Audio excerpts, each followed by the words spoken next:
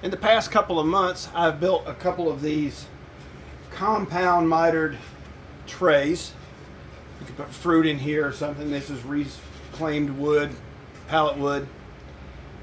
And I made this one simply by using my compound miter saw, and it's really not accurate enough to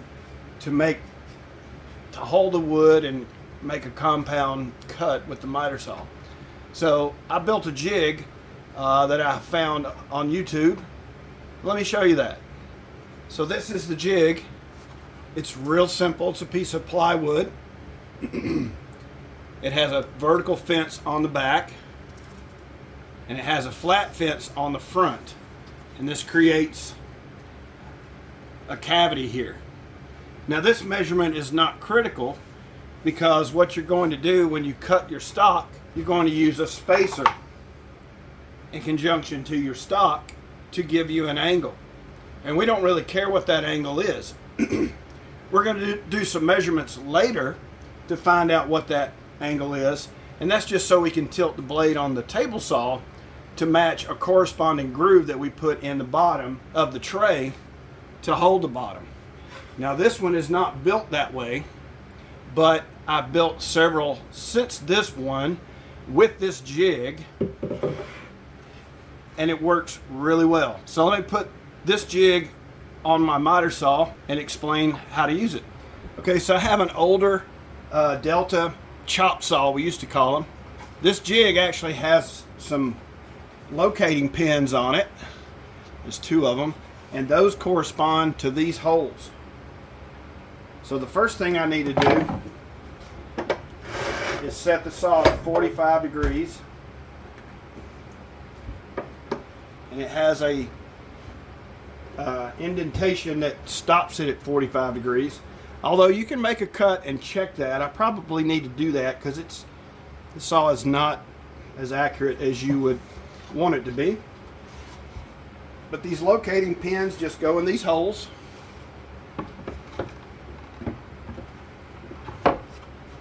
Just like that.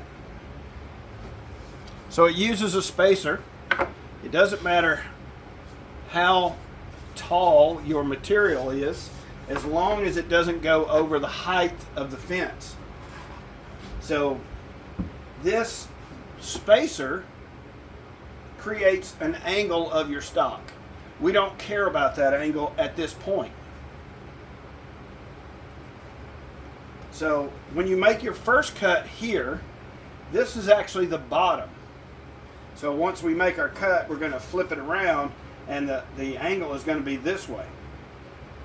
So to cut the corresponding other end of the same board, we're going to shift our spacer to this side, make our measurement, make a mark there, lay our stock back in the jig up against our spacer block, line up your mark on the right side of the kerf that the blade makes in the fence, and you make your cut.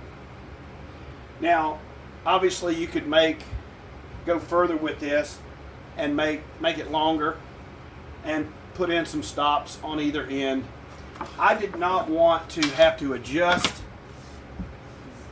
the saw, in other words, turning it around every other cut. So by using the spacer, making your first cut, remembering that this is the bottom, and then all you do is flip it over, sliding your spacer block to this side. Now this is the bottom, and you make your corresponding reversing cut. Reversing meaning it returns back to a 45 in this direction here. The saw is set at 45, that's all. The spacer block and the height of your material determines this angle. We don't care about that at this point. Once you make your cuts and you're ready to put a groove in the bottom to accept the bottom panel, you can just take your angle finder, zero that out on your saw, and then find the angle then tilt your blade on your table saw to match this angle. Now the setup on the table saw is a video in itself. I'm just going to cover this for right now. There is a limit to this jig, and that is how tall your material can be. Like I said earlier, it doesn't need to be taller than the fence. Now, if we don't have a spacer block at all, this length or this height of stock would work. However, we are limited to the cut. This is a maximum distance that this will come out. Most of the material is going to be somewhere around 3 to 4 inches. Now, this is not 4 inches tall, but as you can see here, this is a really flat angle. And if you had a thin spacer, that would stand it up more. But at some point, it's going to be, once you figure out your spacer block you want in here, it's going to be, the material is going to be too tall for the rear fence.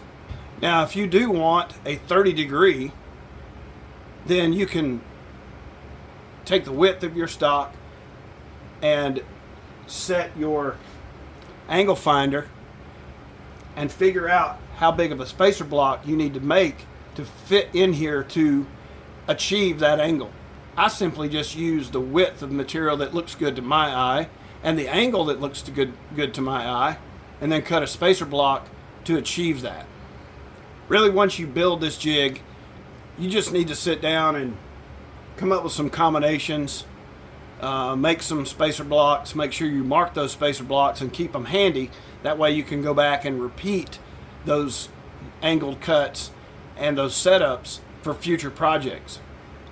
There are many uses that you could use this for.